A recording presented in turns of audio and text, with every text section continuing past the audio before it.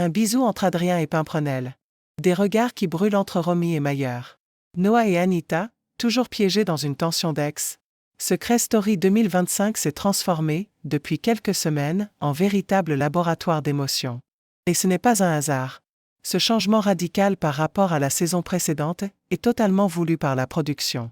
Dans un entretien accordé à Télé Loisirs, Valérie Jonard, productrice artistique de l'émission, a révélé les coulisses du casting de cette 13e édition. Et ce qu'elle confie est aussi honnête que stratégique.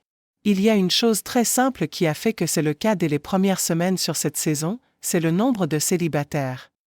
Et oui, tout commence là.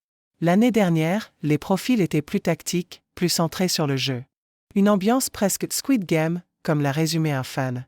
Cette année, place à la séduction, à l'attachement, à la vulnérabilité. L'année dernière, ils n'étaient pas forcément venus pour ça. Cette fois, la production a joué franc jeu. On leur a dit dès le départ en phase de casting. Autrement dit, si une histoire d'amour naît, elle ne sera ni étouffée, ni ignorée.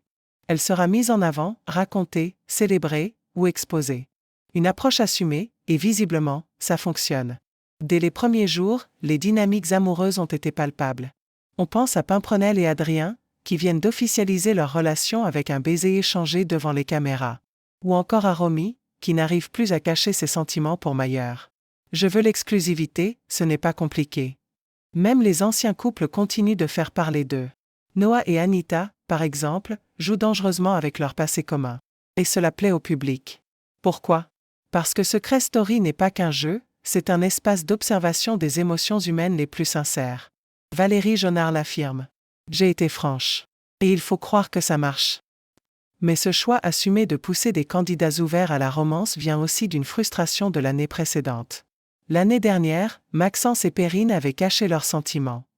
Un regret pour la production, qui aurait préféré voir leur relation évoluer sous les yeux des téléspectateurs.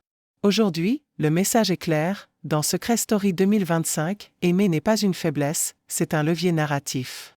Une manière de s'exposer, de se dévoiler, et parfois, de se mettre en danger. Et à en croire les chiffres d'audience et les réactions sur les réseaux sociaux, le pari est déjà réussi.